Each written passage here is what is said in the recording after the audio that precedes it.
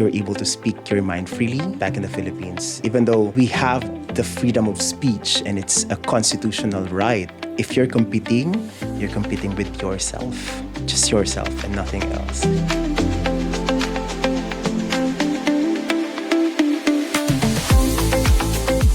Kia ora koutou. Welcome to a voiceofaroha podcast. I'm Anch, your podcast co-host, here with Alex.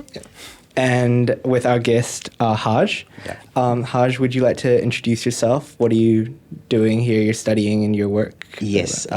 So is it good morning, good afternoon? So to all the viewers out there, hi. So I'm Haj Kabalu. I am a Magindanaon, one of the 13 ethno-linguistic tribes in the Philippines, down south. I'm from Mindanao in the Philippines. And I'm here in New Zealand as a scholar, as a Manaki scholar, studying Master of Public Policy. Yeah, this is my last trimester. Awesome. So hopefully I'll be done by June.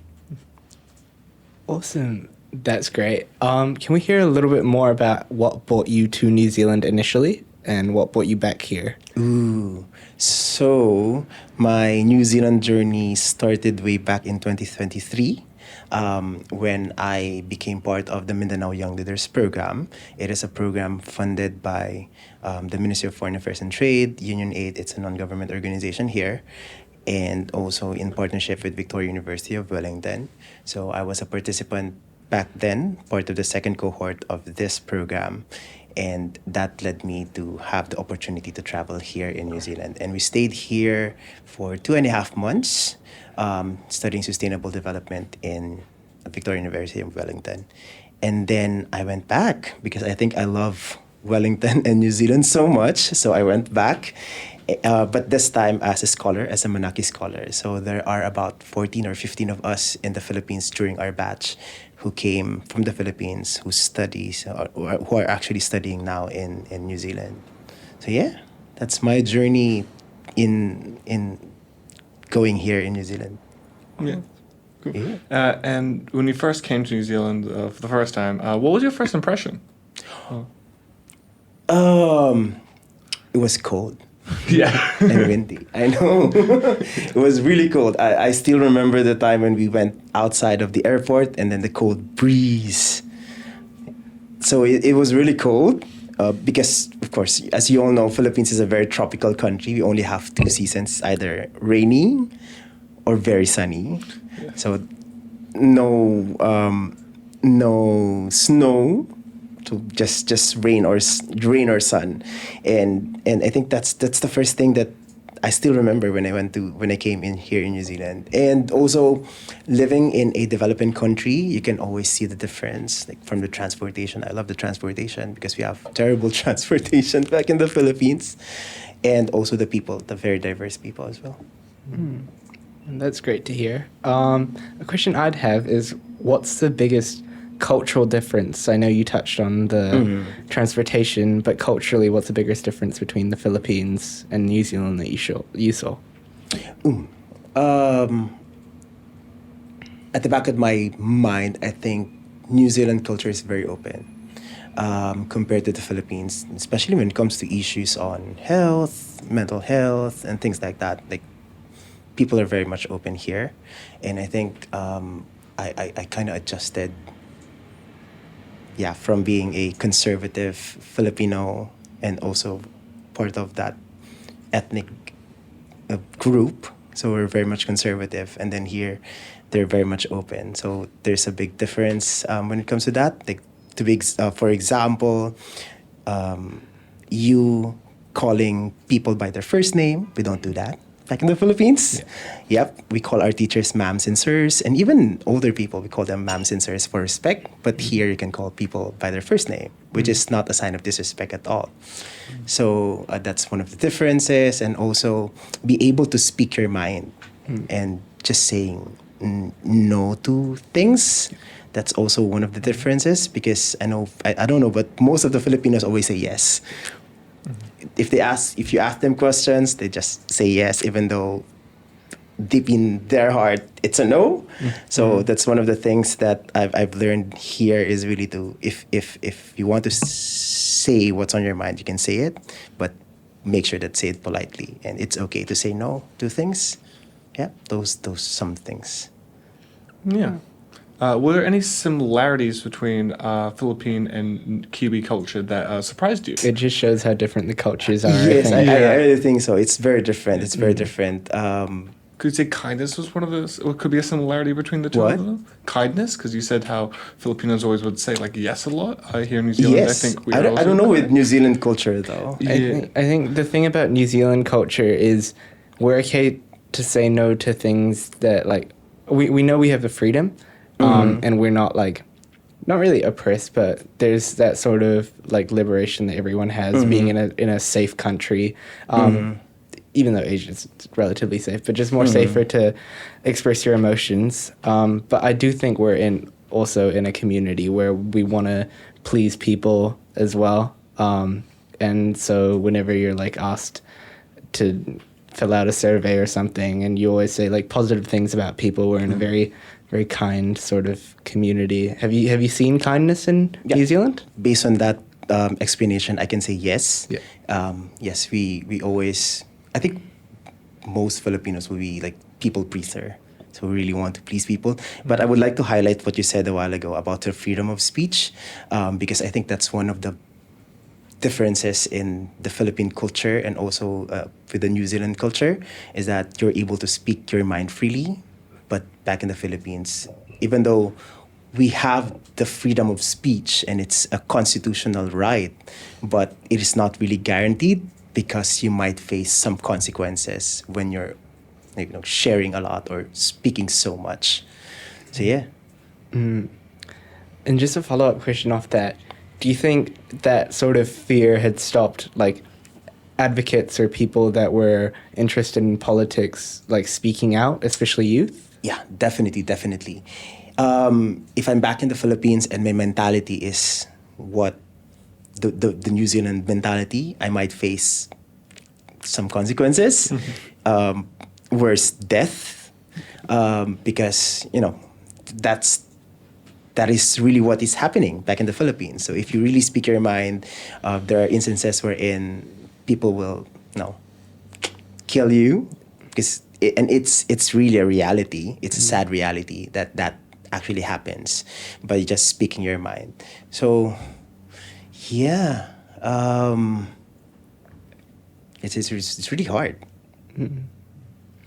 Yeah, no, that's really interesting. I think growing up here my whole life, I've never actually felt that fear of speaking out. Like fear of being judged, of course, like fear of being like made fun of, but never like actual physical fear. And I think that's really interesting. Yeah. Yeah, that is terrifying. But yeah, another question: do you have, as an international student coming from the Philippines, do you have any like challenges like adapting to New Zealand as an international student or anything? Yes. Definitely yes. The education system is very different. For example, in the Philippines, you're not really allowed to talk to your professor. So you're not allowed to ask questions or clarifications. And that's one of the things that I really admire with the education system of New Zealand is that you're able to ask your professor for help. Because back in the Philippines, they will just stop you. No, just go back, read more. It means that you're not learning a lot. But here, it's a very supportive community. It's a very supportive education system wherein you can ask people for help.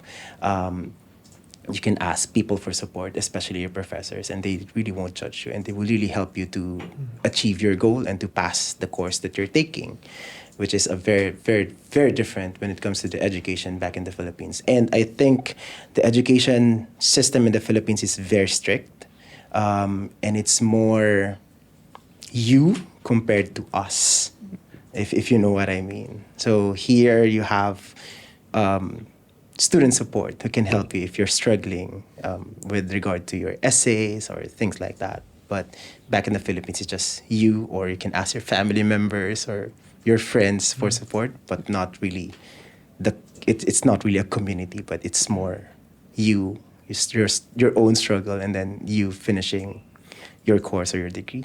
Yeah. Yeah. So small question, initial question. Would you say there is a difference in competitiveness? Because I know I've seen there's a lot of competitiveness in Asian schooling. Would you say that's Yeah. the case? Yeah, definitely. It's just a case. But you know, one thing I've learned about, like, I think half or more than half of my life I've been studying, and I think it's one of my characteristics now is really to not think of it as a competition. If you're competing with yourself, just yourself and nothing else. And I've seen that with some of my other Asian colleagues, wherein they treat everything as a competition. So like, asking how's your grade with this one, with this one, with this course. Like, no, it's fine. Like at the end of the day, we're getting the same degree, and I want to have that sort of study life balance, because I think that's also important. Like it's good to focus on your studies, but it's also good to focus on your health, your mental health as well. So yeah, I definitely agree that the education system is competitive, especially in Asian countries like Philippines. But again, I think I developed that certain characteristics, that certain attitude wherein I'm just competing with myself. So I don't want to pressure much of myself. Yeah. And then, sorry, just to follow up on that, because I'm quite curious. When you moved to New Zealand into a New Zealand schooling system, I'd say we have a more work together sort of community. How did that change your mindset when it came to learning and working in groups? Yeah, it yeah, I think it really helped. It really helped me that community. For example, when I have some assignments, I usually ask my friends and also my colleagues in the same program, and they're very much helpful. And we usually do a like a sort of a meeting or a hui with one another, asking, hey, what are your answers with the assignment? Not really copying the assignment, but just getting the idea of, like, because it's very important to have those different perspectives when you're answering questions, because sometimes you see things differently from them. So when they are giving different perspective, you might have like, oh, this is a good idea, and I might add this with my essay or with my assignments. So it is really not much of a change, because again, I've been studying for, for quite some time, and I already developed that attitude. So just to reiterate that it's really helpful having those communities and having those people. Yeah. Now, moving on, you work with a program called Union Aid. Can you tell us a Yeah. bit about that?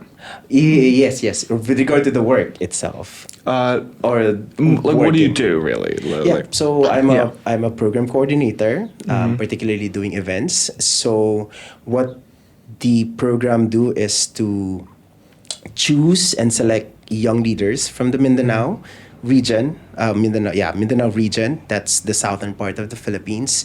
We chose that part of the Philippines because of the accessibility, because most of these people do not have access to these kinds of opportunities. So we're giving them the opportunity to study and have a short course here in New Zealand for about 3 months.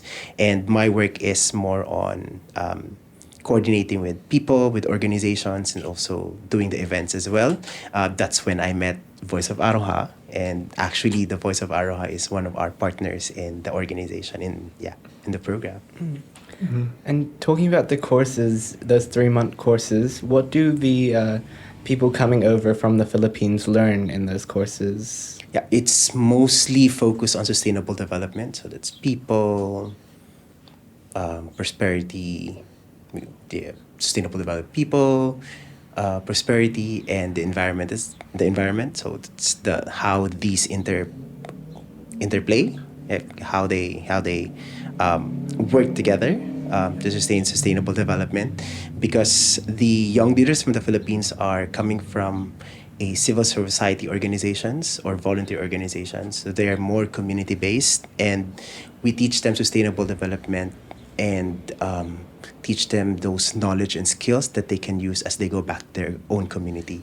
And back in their own community, they're going to implement a certain project that is also funded by the organization, which is good. Yeah. And yeah, I'm one of them. So I also have a project. I also have a project that I also implemented back in the Philippines. Yeah, that's very interesting. You said you're one of them, so that means Yes. you've done the program before. Yes. Yeah. How has doing that program, being coming to New Zealand, affected your life? Well, Yeah, really? yeah. Yeah. I think, my New Zealand journey actually started when I became part of the Mindanao Young Leaders program. So it was in 2023 when I came here and had the opportunity to stay here and study sustainable development as part of the program. And the same organization that gave me the opportunity to come here is I'm working with them now, and now I'm helping the new batch of young leaders. If I may share, I also had a project, and my project is focused on mental health and well-being of those youth who are actually living in conflict-affected areas back in our country, specifically in my place. Awesome.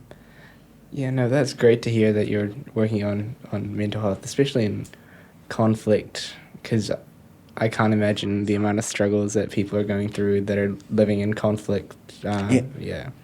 Do you know, like, if you are able to share, what are some of the struggles that the youth go through in that sort of region that your project was really involved in, and maybe a story or like a lesson that you learned from your project?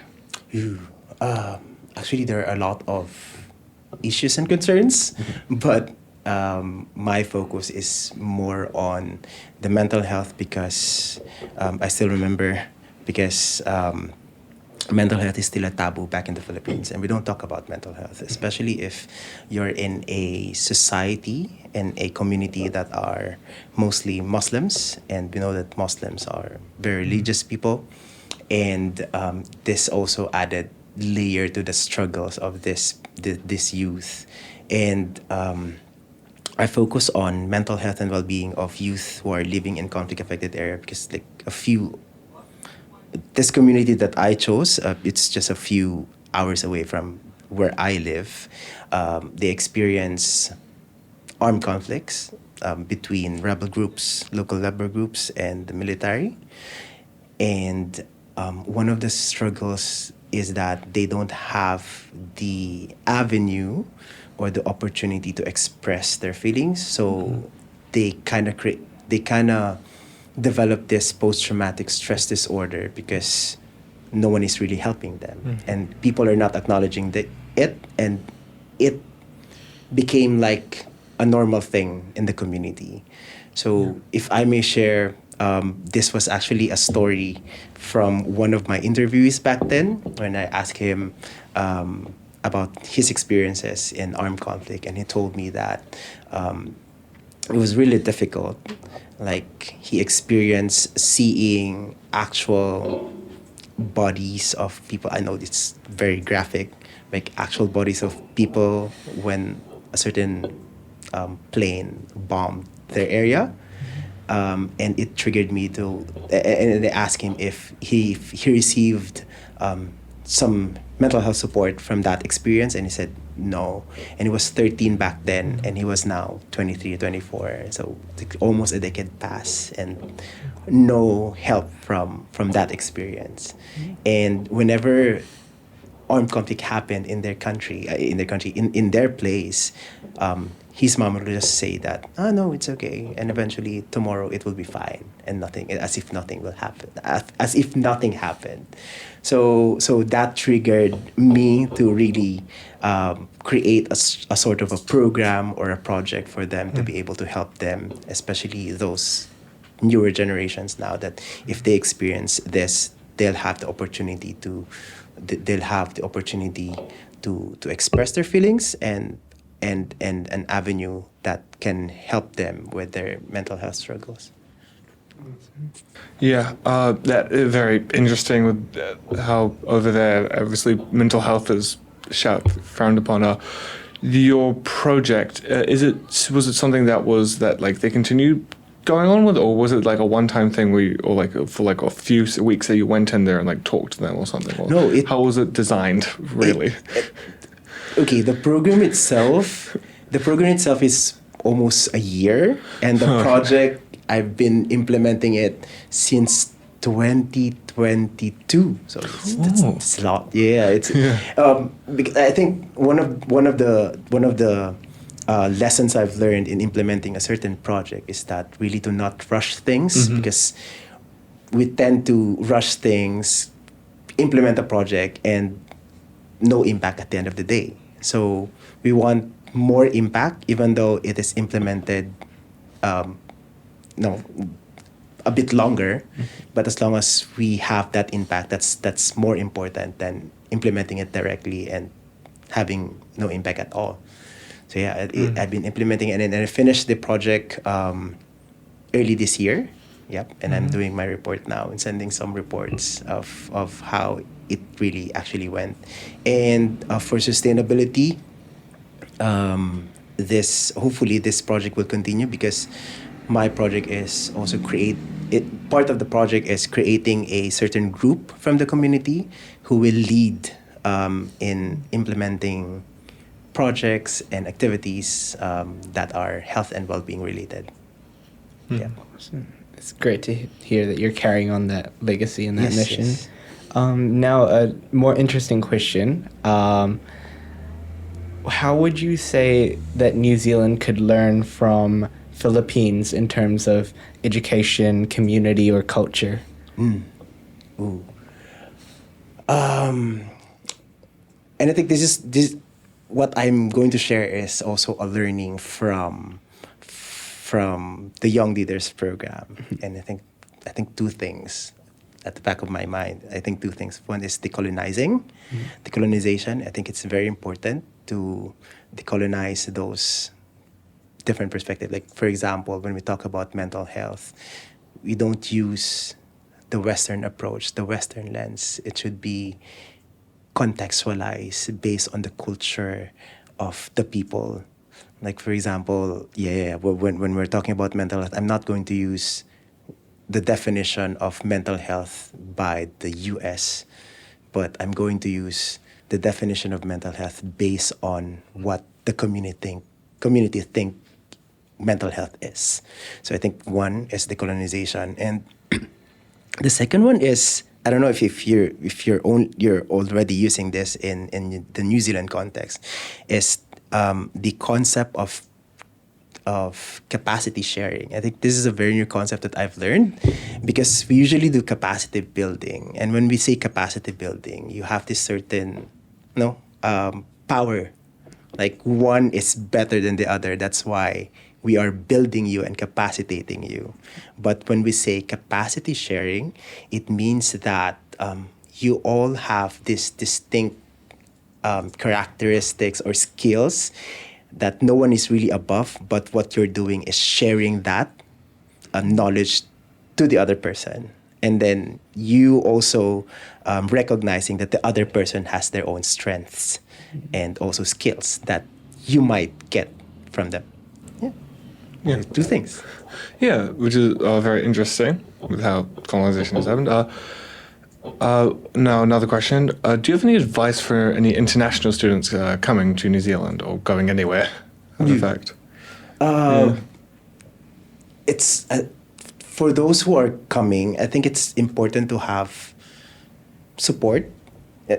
I've learned that because I've been staying here for more than a year now, and I think support is very important. Like talking to people, having a group of people that can help you when you're struggling, because I also experienced that one when, especially during the holiday season last December, I was really homesick because those are the times wherein we as a family get together and just enjoy the holiday season. So I kind of miss them, had a homesick, but there are people who I became friends here who supported me throughout that journey. So I think that's one thing, is really to create a certain group or have some people that can support you in your journey throughout your study in New Zealand.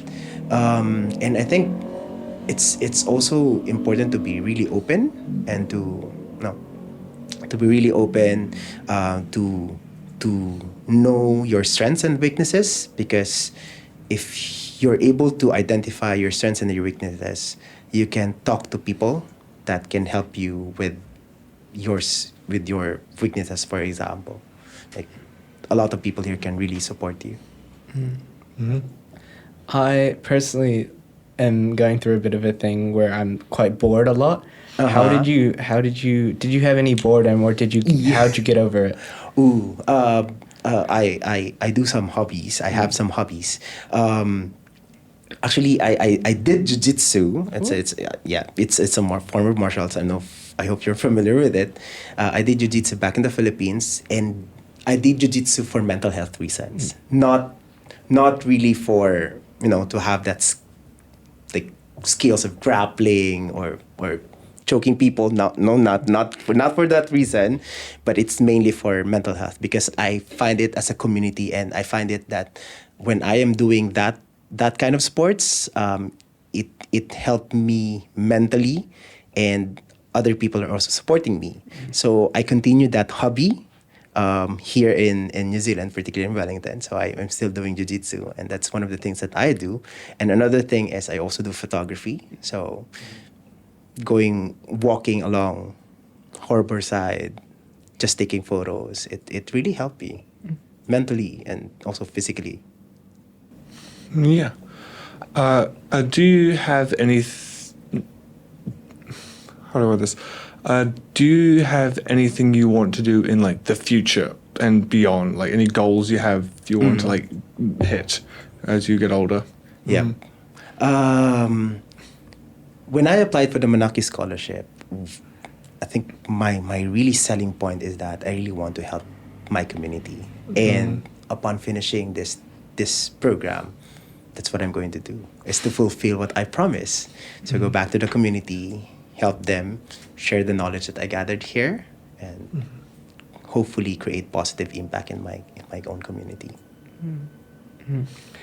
Going off that, are there any particular areas that you want to target in helping your community?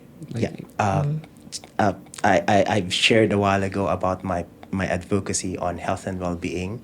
So I'm doing Master of Public Policy, but specializing in health and well-being. So again, this was influenced by my MINYLP, the Mindanao Young Leaders Program journey. So I'm also going to focus on the health and well-being. So I'm just going to continue what I'm actually doing back in the Philippines. So focus on health and well-being, especially of the youth in my community. Awesome. And as a sort of final wrap-up thing, what is one word or short sentence you would use to describe what New Zealand has been like for you? It's a very tricky one. I think the best word will be opportunity. Like New Zealand is an opportunity. It opened a lot of opportunity for me. And this opportunity I will use again to go back to my community and help my community. So I think that's the best word that describes New Zealand for me. Awesome. Yeah, it's been awesome talking to you, and it's been great to hear your story. We do have one tradition at Voice of Araha where we get all the guests to write a question in this book. And Any question? Any question. And the last guest has written a question for you. Okay. So here is the question. Let me just find it. Okay, so the question is, what role do young people play in building the community? What role do young people play in building the community? That's a very hard question. I think the role of the young people is to have that space and to fight for that space, and for them to be heard, because many people do not see youth and young people as like an asset to the community, but I think it's not. It's the other way around. They are really an asset of the community, and we have this quote from a Filipino hero saying that the youth is the hope of the nation, and I do believe that the youth is the hope of the nation. So you have to have that space and let your voices be heard. On that really, really strong quote, it's been awesome talking with you, Haj. Thank you. And thank you, Alex, for co-hosting with me. All good. And I'd like to say thank you to everyone watching. I hope you have a great day, and we'll see you guys later.